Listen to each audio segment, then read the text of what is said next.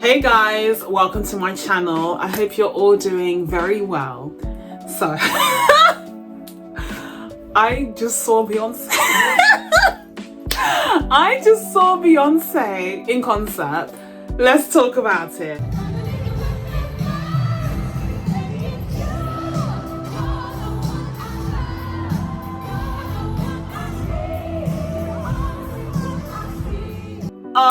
Okay, so, how do I even structure my thoughts? I've never done a review or reaction for a tour before, so forgive me if I'm all over the place. Also, I'm very excited. I'm very excited about today's video because this was just huge, man. Like, this was easily a highlight of the year.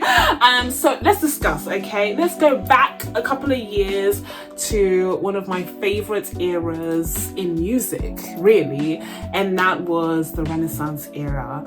Beyonce's Renaissance era was such a spectacular time to be alive. It was amazing. From the album to the tour to the visuals that we got, not music videos, but there was still a ton of visuals. We'll talk about that later. And then you even had the limited edition Belmar collection, which was on display in London. Yes, London got all of the goods during the Renaissance tour. And then you finish things off with an incredible film all about the Renaissance, which none of us could ever see again because it has disappeared from the public domain. I pray every day.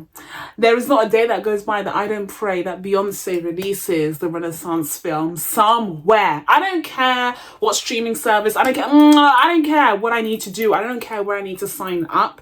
I will do it so that I can watch that film again, because unfortunately I only watched it one time in cinemas and that just wasn't enough. I thought we'd be able to access it forevermore after its theatrical release, but I was wrong. It's literally somewhere in a basement and it's never gonna see the light of day again. Beyonce, please just release the Renaissance film. Surely you must have some Disney Plus contacts from Black is King.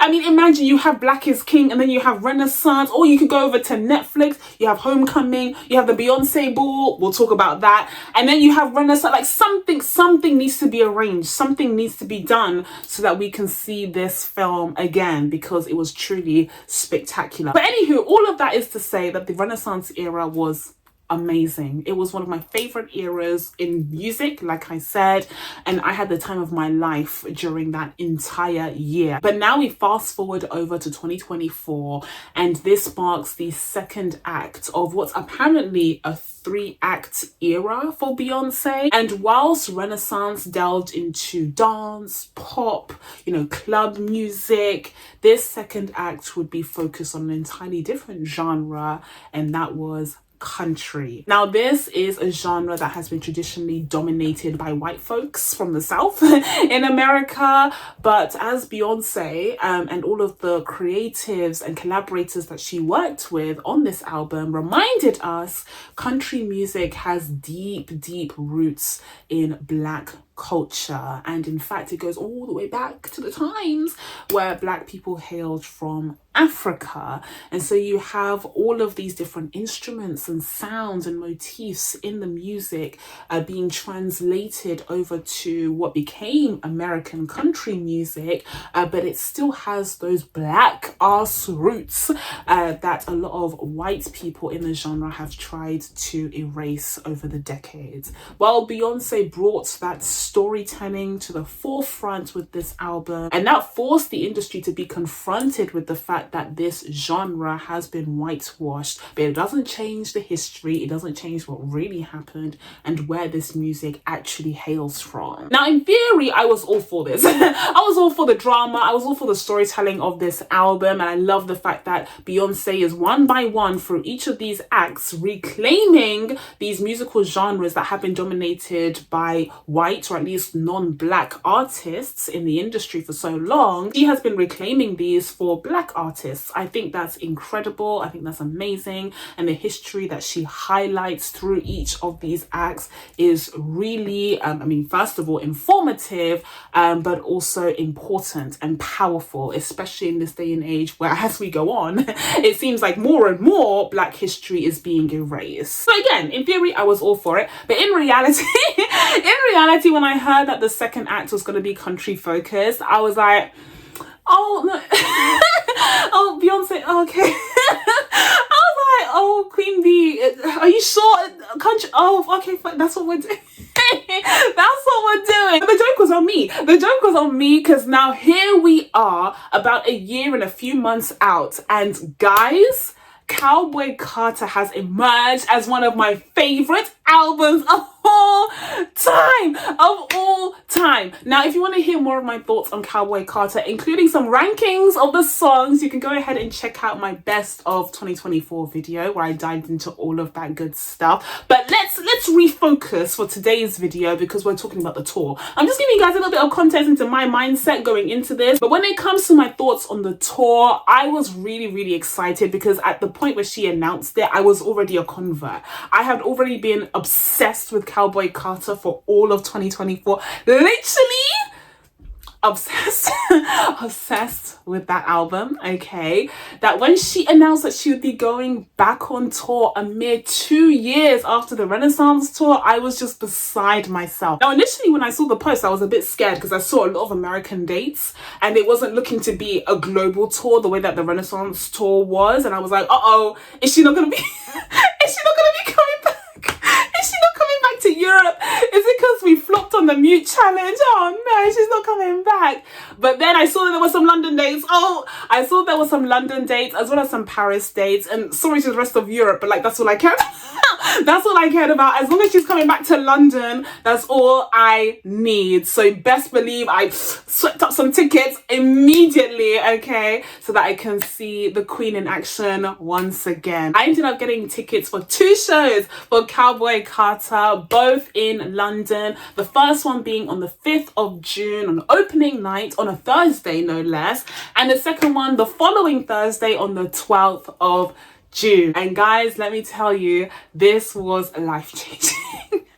It was incredible. It was life-changing. It was amazing. I'm hoping to follow up this video with some footage that I got from both of the shows that I attended.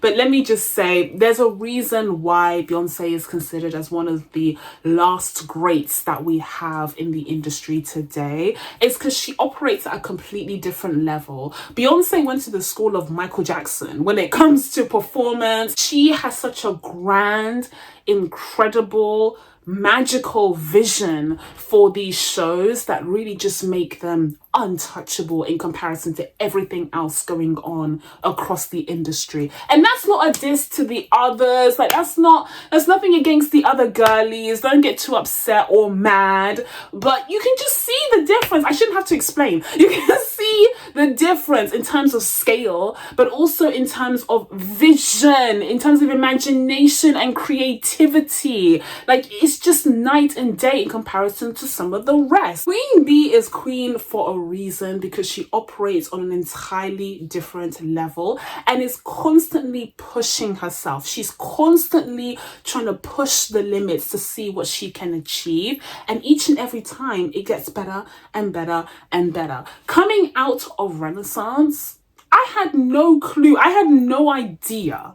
I could not fathom I could not fathom how she could better Renaissance, because Renaissance was already amazing. First of all, the stage design, iconic. Whenever I see circles, I think of her. Whenever I see circles, I think of her, okay? Stage design, perfection. And that screen with the LGBTQ rainbow has become one of the most iconic images of the 2020s now. Like, let's wake it up right now, okay? That screen was phenomenal. Everything about that was phenomenal. And it certainly helps that the album itself is one of the best albums that Beyonce has ever produced. But even besides that, the show was just perfectly produced. It came together wonderfully, and it was such an amazing time again to be alive. And so many of us were thinking, how is she going to top that? Like, how is she going to improve on that?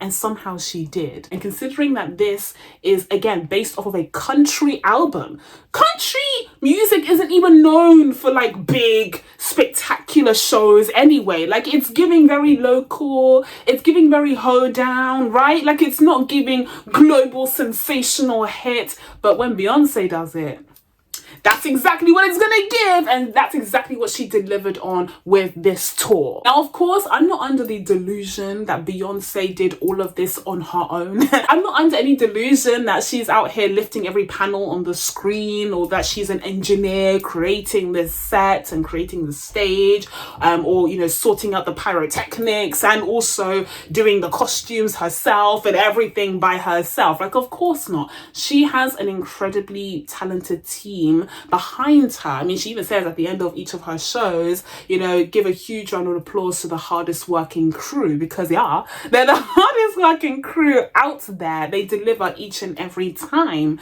And that's something that was highlighted again in the Renaissance film, which we should get. But that was highlighted in the Renaissance film, seeing just how hardworking everyone who is a part of this mission really is. But the thing is that when you're the boss, as she is, of Parkwood Entertainment, you are in charge of the overall vision, and it's up to you to source the people, the right people, who are able to manifest this vision, to make it reality. And the fact that she's able to get these incredibly talented people who are likely the best of the very best in their respective industries to help translate the music and the visuals, the photo shoots of Cowboy Carter into stage performance, okay, into a tour, is again huge props to her. And it speaks to the undoubtable reputation that she has built over the last 30 years of her career. Because once you hear that Beyonce needs or wants something for her world tour, best believe you're gonna pick up that phone. Best believe you're gonna answer that phone pronto, because it's the opportunity of a lifetime to work with someone who again has such a legendary status. And not to mention she's rich. Like, not to mention she made a whole bunch of money from Renaissance, and she's also been selling the Sir Davis and the Sacred Drops. By the way, when are the Sacred Drops coming to London town?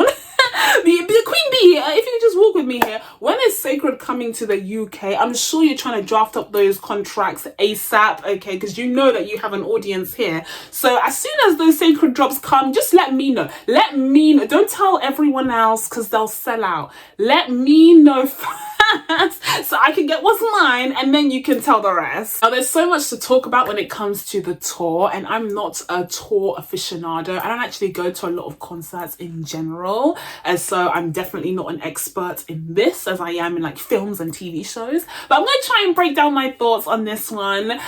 First thing that comes to mind is the location. For the Cowboy Carter Tour, Beyonce decided to return to Tottenham Hotspur Stadium, which is where she went for the Renaissance Tour. And clearly Tottenham Hotspur and the borough of Haringey treated her very, very well, because she was happy to return for this tour as well, for not only just the London shows, but even more London shows than she had previously. She did 6 nights here total, which clearly shows that she is a fan of the city, and we are a fan of her. We are a fan of her, and I love that. I love the fact that she had it in Tottenham Hotspur, because I live very close. I live very close to Tottenham Hotspur, so I was like, oh, this is easy peasy. It literally just took two buses to get there. Although I will say, side note on TFL's part, the overground not running during this entire tour was a huge oversight, a huge disaster and mistake, and stupid as hell. TFL should have planned that better. There is literally no excuse. You knew that Beyonce was going to be here for 6 nights, but you didn't have the overground trains running so that we could get to at least Bruce Grove, if not White Hart Lane.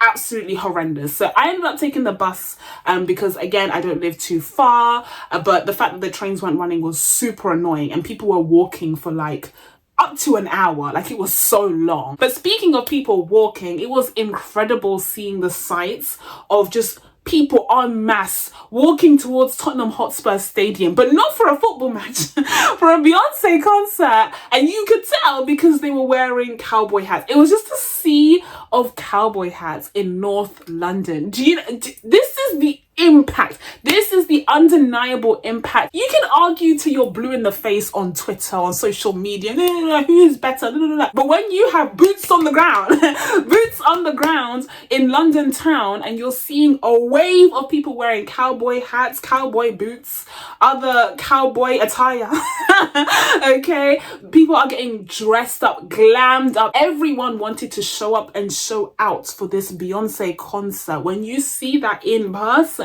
okay, that's not something that can be made up by AI. That's not something that can be made up by lies. This is reality. This is the true impact of this artist, and it is undeniable. I'm a huge fan of the location. I really like Tottenham Hotspur Stadium. It's such a nice, relatively new stadium as well, so it's super crisp and super clean, and clearly the Queen enjoys it, and hopefully if she does go on tour very soon for Act 3, she'll return there as well, because places like Wembley and such are just way too far from me. Like it's way too far. I can see her maybe going to Stratford, although that's further away from me. But if the overground worked, it wouldn't be too much of a hassle if the overground worked. But if the overground doesn't work, then it would be a disaster. It would literally be a disaster. Or better yet, if she wanted to, you know, come close to my ends, real close to my ends, she would go to Emirates Stadium. Ooh, the rival team of Tottenham. She would go to Emirates, and it would be literally a 10-minute walk from me. Ooh, that would be... I would literally go to every single one of her shows if she did that. But all right, enough on the location. Next up, we have the stage. The stage is phenomenal. Again, I had no idea how she would be able to top the stage, the production design for the Renaissance World Tour, because that already was just, it was incredible. It was so futuristic. It was so innovative. It really spoke to the visuals, the concepts, the story behind Renaissance. It was able to manifest that incredibly well in stage form, which was just iconic, and it really did become one of the most iconic sort of images of the 2020s. And so I had no idea how she'd be able to top that, but Beyonce said, hold my Sir Davis. Hold my Sir Davis whiskey. And she came out with this stage design, and it's all stars and stripes, and it kind of looks like an electric guitar. A part of me does feel like this stage design would be perhaps better suited for the alleged, for the suspected, for the much rumored third act, which is rumored to be rock based. If Beyonce comes out with a rock album, I may not survive. But, you know, I do feel like if that is true, then maybe the stage design would have been better suited for it. But as it stands, I think it's giving stars, stripes. It's definitely giving Americana. And I think it suits the album and the concept behind it really, really well. And what's really striking about this stage is that, first of all, it's much bigger. It's literally much bigger. There are more lights. There are a lot of pyrotechnics and effects here. She had confetti. She had everything. You can tell that she spared no expense to bring the Cowboy Carter Tour to life, and the fact that they're able to do this not just for one night only, but time and time again every few days for so many different locations is really incredible. It's so admirable. I mean, as we speak right now, she's due to wrap up her London residency with her final show on Monday before heading off to Paris. But they're already setting up a second stage over in Paris, which is something that was explained again in the Renaissance movie. I'm so upset that we can't see this film again. So yeah, it's just amazing. It's absolutely incredible, and she really is working with the hardest working crew. And aside from the stage, like I said, we also have a whole bunch of effects and technology here. We have a new robotic horse, which everyone has been calling Chardonnay. Chardonnay, whose bestie is with Renee from Renaissance. Yeah, she makes an appearance front and center on the stage in the golden version, which is amazing. And we also have golden versions of some of the Renaissance robots as well, including the robots that she performed with during Cozy, which is one of my favorite sequences of all time. Love that. Now for my first show, those robots actually weren't working. So unfortunately they were just kind of standing to the side as she did that. But you know, for my second show they were working, so I could see the whole performance in all of its glory, so that was incredible. And then we also have a new robot in the form of the one that pours her Sir Davis. It pours her the whiskey, and there have been a couple of malfunctions with that one as well, but for both of my shows it was working brilliantly, so that is a really fun addition to the show. And there's also a whole bunch of like technologically incredible visuals here, like the entirety of Daughter, where she comes out with another magical dress that changes colors and has all of this like imagery projected onto it. That is a phenomenal sequence. I did see people criticizing it, saying the dress looks ugly, but I think it's so beautiful that you have these images on the dress that are projected. And then, you know, as the shows went on, she included some other visuals onto the stage itself as well, so it lights up just like the dress does, and I think that's amazing. It looks absolutely stunning in person, and it really goes to show how the show keeps evolving as time goes on and as they're able to do more and more, and also hear some feedback perhaps from social media, which I think is great. But just on the ugly dress criticism, I just want to say that, listen, Beyonce is one of the biggest fashion icons of the 21st century so far. Do you know how many dresses, do you know how many clothes, do you know how many looks she's served over the years? She served so many looks in this tour alone, not even accounting for the rest of her 30-year career, that I think it's okay to have one garment that isn't designed to look sexy. It's not designed to look, you know, fitted or attractive in that way primarily. It is designed to convey images. It's designed to have that kind of projection that feeds into the lyrics of Daughter. That is what it's designed to do. It's designed to be an effect from the show, and I think it functions brilliantly as that. So she's serving looks throughout the entirety of this almost 3-hour show. You can't give her 5 minutes where she's dressed in a technological achievement. Really? Get out of here. That's not the purpose of this garment, and that is 100% okay with me. Although, speaking of the looks though, wow. Like literally, wow. That's become a huge part of these performances, mind you. Like, it's the looks that she's going to give for each one. There are even some looks that you can just tell which night it was in London based off of what she was wearing. Like, that is incredible. I'll have some images up of the looks that she was wearing during my shows. I was very happy. I was very pleased. I was very pleased with the outcome and the brands that she collaborates with. I mean, please, she's the queen, so of course if she comes a calling, you're gonna answer the phone. But you had Versace, you had Moschino, you had Off-White, Levi's, like all of these brands kind of bending over backwards to create these stage looks for her, and she looks incredible in each and every one of them. So yeah, this has definitely become a bit of a fashion show, the same way that Renaissance did, and the Renaissance fashions were just like out of this world. The Renaissance fashions were incredible, and I do agree with people who have pointed out that a big part of Renaissance and the culture that it was exploring with like ballroom culture and the LGBTQ community and the fashion that it has propelled, fashion was a big part of that, so it made sense that every single show was like a catwalk in its own right, whereas here we're dealing with a whole different culture. But I still think Beyonce has like ham-fisted fashion into this as well, because you know these country folks aren't known for the fashion, okay? They're not known for high fashion, certainly not, but she's brought it to the table big time with this tour, working with these huge brands who have produced some incredible, beautiful looks for her. And I think whilst people often focus on how amazing she looks in these clothes, and she does, she absolutely does, okay?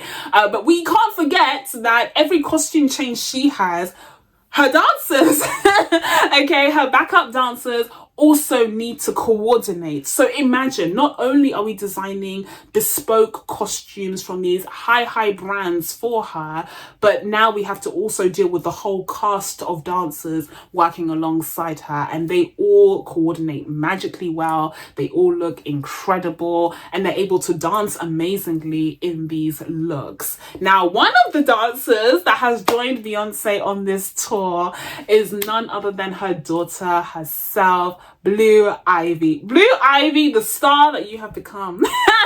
She was literally born to be a star because she is Beyonce Jay-Z's daughter. So like it was written in the stars, let's be real. But the fact that this little girl is going out there and earning every single round of applause. She's going out there and earning every single poster, every single, piece of praise that she's been given. She could have just sat back and just coasted off of being a Nepo baby. That would have been absolutely fine. We would have judged her, but it would have been fine and her right. But no, she's literally going out there to every single show and performing. And I just think that is incredible. This little girl is 13. She's 13, performing in front of crowds of tens of thousands of people in all different cities, different countries even.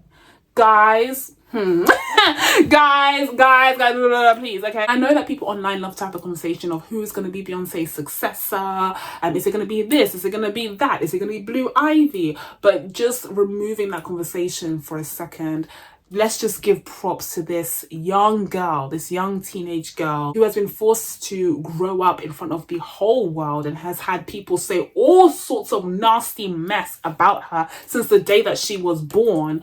For her to have the courage and also the dedication and the willingness, the strength and character to go out there and perform every single day alongside her mother is truly amazing. And also for her sister, Rumi, who has joined Beyonce and Blue Ivy for this tour during the Protector performance. I just think that is absolutely wonderful. Again, I didn't think that they would come to London. Like, I literally thought it was going to be a US only situation because, they live around the block, and so they're just going to pop in, do a bit of performing and then go back home. But no, the girls actually came to London, and I was like shook because remember, I went to the London opening night, so I didn't know what to expect. I didn't know what was going to be changed or what was going to be just around, but the girls were still there, and I was pleasantly surprised. When it comes to the changes that were made for the London shows, she did get rid of the ballroom sequence that was originally in the Cowboy Carter Tour, and that of course started with Renaissance.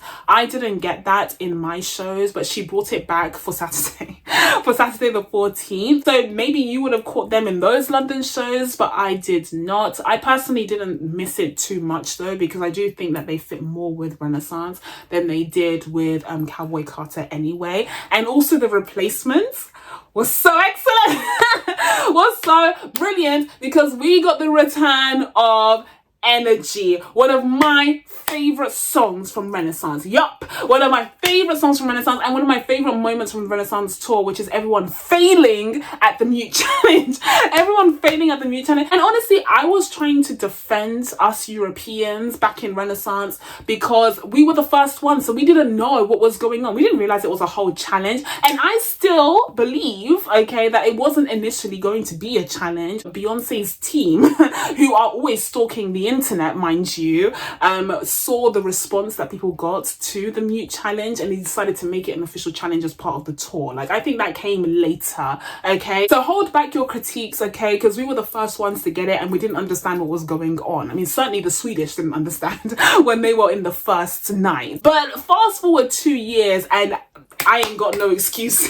I ain't got no excuses. I don't know why we flopped so hard again. Like, literally in both of the shows that I went to, no one was muting. No one was, I was just like, guys. And I spoke to several people who went to these shows, and they were like, oh yeah, I loved Renaissance so much, I decided to come back. So you love Renaissance and you knew what was going on there, so how come you can't shut up? How come you can't shut up when she tells you to? Like, it was just so annoying, honestly. Like, how hard is it to just be quiet quiet for all of 15 seconds. So I'm so sorry to Mother. I know we let her down, but hopefully we made up for it with our energy, throughout the show, because London loves her bad, loves her deep, and so that's why she decided to come back for 6 nights, innit? Like, what can I say? But one thing that I was really hoping and praying would not change for the London shows was the return to the Renaissance. The Renaissance segment coming back. I was hoping and praying. I was like, please, please, please, please, I need to hear that return to the Renaissance segment. I need that in my veins. If you could just give me that in the London show, I'll be so happy. And she did. She brought us back, and it was wonderful. It was absolutely incredible. Now, I did attend the show where she had that slight wardrobe malfunction, which was so cute. But props to the dancer who sorted that super quickly and made it like almost unrecognizable. But yeah, I did attend that show. So when she like stumps her feet for I'm That Girl, that's when the little thing, I don't even know what it's called, the leg warmer, the boot thing, that's when it fell down. But she managed to work through that. She is an absolute pro. I was so happy to hear I'm That Girl back on the set list, back to the Renaissance era, because like I said, this is one of my favorite musical eras that has ever been, you know, let alone in Beyonce's roster. Okay, so now let's talk about Queen Bee herself. We've talked about the stage, we talked about the costumes, okay, we talked about everything, we talked about the people, okay, the audience. Now let's talk about Queen Bee. And all I have to say on this is I just feel really lucky and privileged to be living in a time where we have one of the greats still out there, still performing, not only still going on tour, but still upping herself time and time again with each of these tours, still pushing the boundaries for what's possible for a world tour and giving us innovative effects and stage design and production, just pushing and pushing and pushing to give us an incredible show. I really appreciate that. I really hold that dear, and I'm just so grateful that I was able to see that, not only just for Renaissance, but also now twice for Cowboy Carter. Now, like I said right at the beginning, Beyonce went to the Michael Jackson School of Performance. What does this mean? This means that we're dealing with someone who has been performing since she was a child, okay? She has been performing for so long. Most of her life has been spent on stage or in the recording studio. Let's think about that for a second. And you know that old phrase, practice makes perfect? Yeah, that definitely applies here. I mean, we've heard stories about how Beyonce's father, Matthew, used to make her, you know, run on a treadmill and sing. Well, all of the training and all of the practice that she's had over the years has made her such a pro, the pro of all pros, because she is able to sing and dance, you know, do all of the choreography and interact with all of the fans and do everything and command the crew in sometimes less than subtle ways. Turn the fan on when needed. She is able to do all of that in the almost 3 hours of this show, and it is truly remarkable. It speaks to the professionalism and the dedication and the hard work that she has. And again, there's literally no one there's no one else doing it like her. Let's be real, there's others that come close, okay, there's others that come very, very close, but to this level, for the amount of years and the consistency that Beyonce has done it for, there's literally no one else. I'm sorry, there's literally no one else. Now, let's start off with the singing, because that's what she does first and foremost on this stage. The mic stays on. The mic stays attached to her hand, okay, and it stays the F on. And she makes that very clear from the beginning to the very end of the show. But she gives incredible voice performances. Like she hearing her voice live and the fact that it sounds exactly the same as the studio, but like, let's be so serious. What? Hearing her voice live fill up the entire stadium, moving an audience of tens of thousands. I think it was like 70,000 people in that stadium when I went.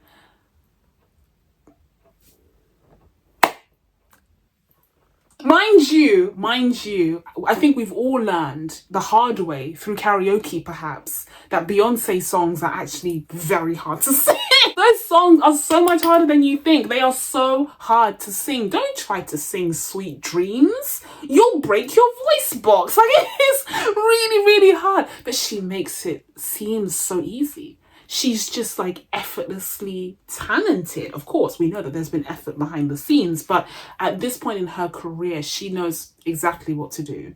You feel comfortable in her presence, knowing that she's about to give the performance of a lifetime, because when she has that mic in her hand, she has all the power. And I know that some people have asked, like, oh, how come she uses the mic, the traditional mic in her hand, rather than like one of those stage mics, like Lady Gaga does, for instance, where she's doing the choreo.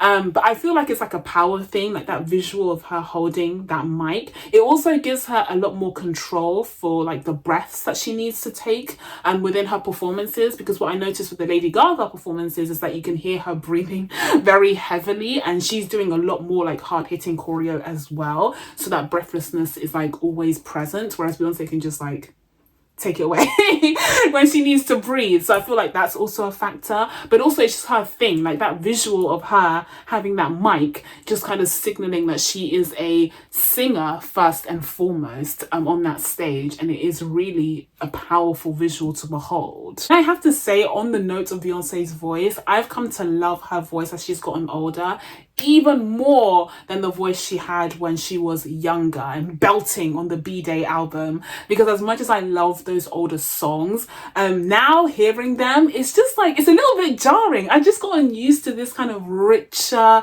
kind of deep caramel voice that she's developed in her maturity. And so yeah, hearing like the older songs, I love them down, okay, but it is a little bit different. It's like, oh, she was such a young baby girl, whereas now she's like a seasoned, matured professional with this like velvet textured, deeper tone. So there's the voice of a whole generation, of several generations at this point. But then you also have the dancing element. Now, a lot of discussion has been had about, you know, how much Beyonce dances now versus how she used to dance in like old tours. I never went to any of her old tours, okay, so I can't attest to this personally. I was too busy being a broke secondary school child, okay.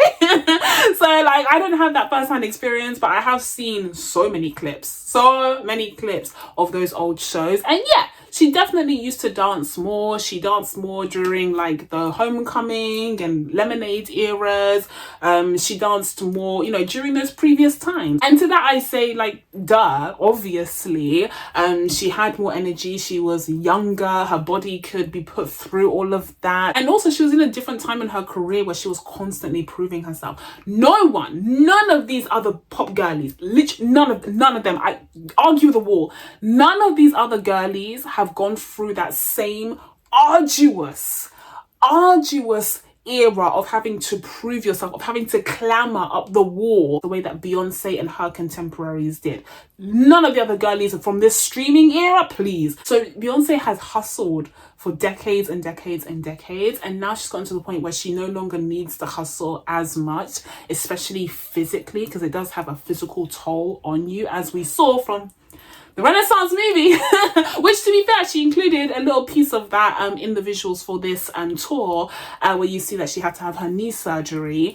So that also plays a part, right? Like, she has put her body through everything, including birthing 3 children. So it makes sense, guys, that at this point she wouldn't be dancing, be as physically active as she used to be. Stop trying to compare her to her 20-year-old self. That's literally not fair. There are things that you used to do when you were 11 years old that you can no longer do at 25. So how? And also, I think it says a lot that the only person Beyonce now can be compared to is Beyonce then. But still, even though she doesn't dance as much as she used to, she's still out there. She's still out there hitting the 2, 4, 6, 8s, guys. She's still out there doing the ooh, particularly during the Sweet Honey Buckin sequence and the Diva sequence. She's out there doing the choreo, and you can actually tell sometimes that she wants to like push herself further.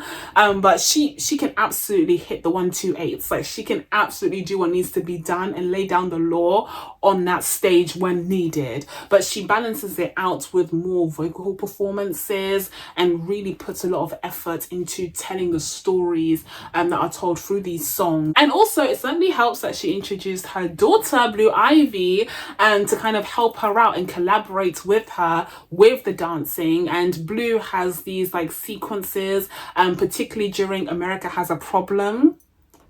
America Has a where she goes all out, and it is amazing. It is absolutely incredible. Whenever you see Beyonce and Blue wearing the America Has a Problem outfit, which is like the newspaper cuttings with all of the lyrics from Renaissance and Cowboy Carter, whenever you see them wear that, you know shit's about to hit the fan. You know, shit's about to go down, and it is going to be a sight to behold. So that's where a lot of the choreo is concentrated. And then finally, you have the audience interaction, which is also a key part of Beyonce's performances. I think even more so in Cowboy Carter. I think she learned a lot of lessons from Renaissance. I think her team told her about all of the moments that went viral and all of the things that people were saying online.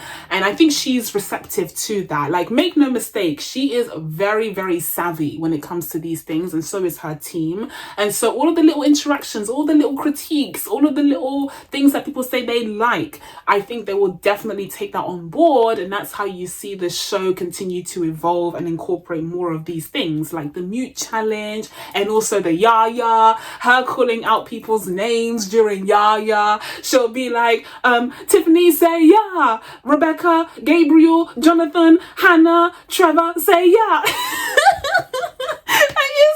Hilarious, but she does that, and because she sees the response, the positive response that people have, and people feel special, particularly those that paid hundreds of pounds for those kind of sweet honey bucking. I don't know what that section is called, whatever the name is, but they paid a lot of money, and they clearly care about being close to Beyonce, so she is receptive to that and rewards them with those shout outs. And when they have those posters up, you know, she's able to read their names, and you just see her squinting like, Robert, say yeah. That little portion with the why don't you love me and the ya, and then there'll be other sections throughout the show where she's able to interact with the fans. And like, for instance, famously in night 1 of London, she was singing Irreplaceable, and she didn't even sing the song. She didn't even sing the song because we we sang the whole thing bar for bar, and she was shook. She was like, okay, you guys know the lyrics like that? Like, she was absolutely shook that we knew every single song. So it's moments like that that make each of the shows special, and it speaks to, again, her professionalism, because she is a showgirl. On top of being a dancer, on top of being a singer, on top of being a legend, she is a show girl, and she's always been so emotive and so powerful and energetic in her performances. She feeds off of the energy of the crowd, but also understands the energy that each of the songs and each of the segments give. And so what she's giving for Yaya is different to what she's giving for Daughter, which is different to what she's giving for Protector. Like, it's all of these different energies that she has that she's able to manifest for the performance overall. And that ties in with the singing, it ties in with the dancing and the choreo, it ties in with the crowd interaction, and it also ties in with her face acting. It all comes together to give you one of the greatest performances you'll ever witness in your whole freaking life. Lastly, I just wanted to touch on something that is a very hot topic amongst us Beehive, okay, amongst us fans, and that is the visuals. Oh, people have been talking about the visuals ever since Renaissance. There are some people who are still waiting on the Renaissance visuals, to which I say, I wouldn't hold my breath, but if you've already been holding your breath since 2022, then maybe just continue on. I don't know. Okay, the only thing I'm holding my breath on when it comes to Renaissance visuals is the freaking film. I really want that film to be released somewhere, okay? Even if she just drops it on like her website for like £200, I wouldn't want to pay that, but maybe I would. I don't know. I just want to see the film one more time. Yeah, I'm very annoyed that film has disappeared and will never see the light of day again, apparently. I really hope that she does drop it on one of the streaming services. But when people speak of visuals, they're not usually talking about the documentary. They're talking, of course, about music videos, which Beyonce has been famous for literally decades, and she has produced like probably hundreds of music videos at this point. And her last major project that had not only music videos but a whole film attached to it was the Spirit album that she did in collaboration with Disney for the live action Lion King back in 2019. And that album had such incredible, amazing visuals. We might be talking about this in a future video, perhaps diving into some Beyonce discography, maybe, possibly. But all I'll say right now is that that album and that film was incredible. It was a moment, it was a cultural reset, and I adored it. But unfortunately, it was paid dust by most of the Hive, particularly American Hive, which let us down. American Hive paid it dust, and so I truly think that's one of the major reasons why Beyonce hasn't revisited music videos since then. I think the cost to benefit ratio has been off in this new era of the music industry, where a lot of artists just aren't really investing that much into music videos the way that she and her contemporaries used to. So maybe she just doesn't think it's worth it anymore, and she'd rather put her effort and money and imagination into other parts of the project, like the tours and the documentary, etc. And honestly, I think that's more than fair. Like, I'm kind of content with the way that things are right now, even without the music videos. I would absolutely love the music videos, of course, but if you were to tell me that I could only have one and ask me which one I would rather have, music videos or a tour, I would pick a tour each and every time. Yes, I would. But even though people have been really upset about the lack of music videos, that doesn't mean that there haven't been any visuals attached to each of these acts.